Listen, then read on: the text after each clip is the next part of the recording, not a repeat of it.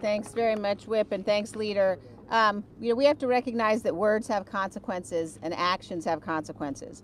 When the Biden administration refuses to enforce our immigration laws, when they refuse to build a wall, when they pass legislation like the bill that we passed yesterday that includes money for illegal immigrants, this is what happens.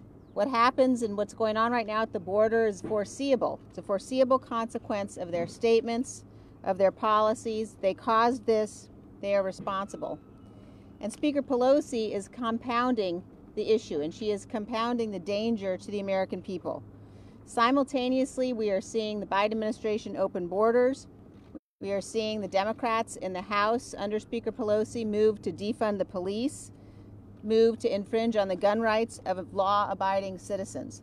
All of this combines to form a very dangerous and toxic mix.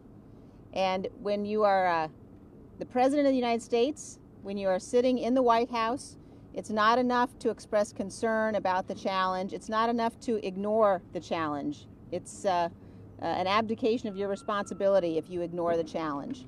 So we're calling on the Biden administration to take action immediately, to secure the border, to stop what we're seeing happen, to change the policies, to make clear that the hundreds of thousands of people that we've seen now attempting to enter the country illegally will not be able to do so.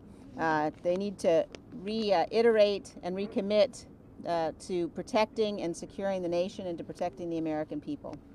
And with that, I will yield to the Republican leader of the Homeland Security Committee, Mr. Katko. Thank you, everybody. What we are witnessing, of course, is Biden's border crisis. If you want to think of it another way, it's disorder at the border by executive order, to channel Dr. Seuss.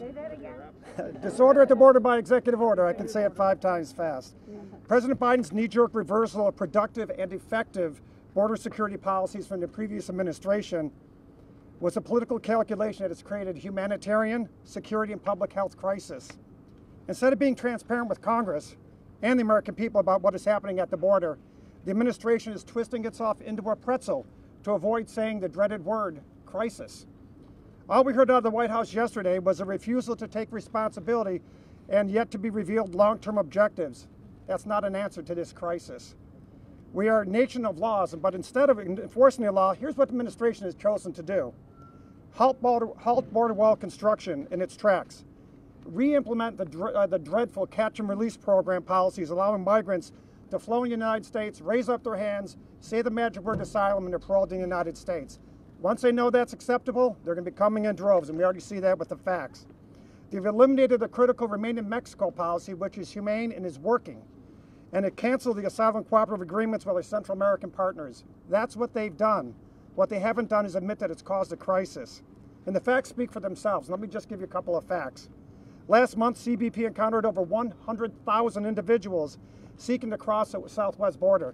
That's a 28% increase in just 1 month, and 173% higher than the same time just 1 year ago.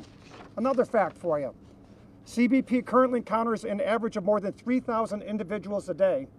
When Jay Johnson was Secretary of Homeland Security, he said 1,000 individuals coming across the border a day is, quote, a bad day, end quote. Another fact, hundreds of Border Patrol agents are being diverted from interior drug checkpoints in the northern coastal borders to Rio Grande Valley. The administration is even asking for people to volunteer to come to the border to help with I can't say the word, but it's a crisis. International travel, you can't come from England by plane.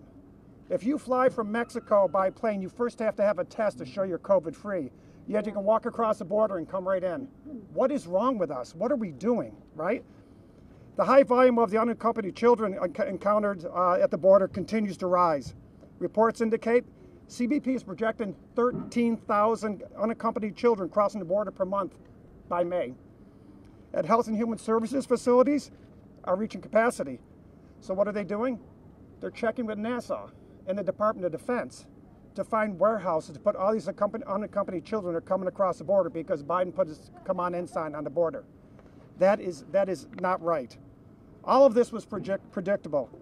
These politically motivated policies have created a crisis that must be reversed. And I'll stop at what I said at the beginning.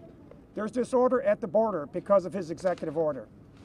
And let me introduce next speaker, Kay Granger.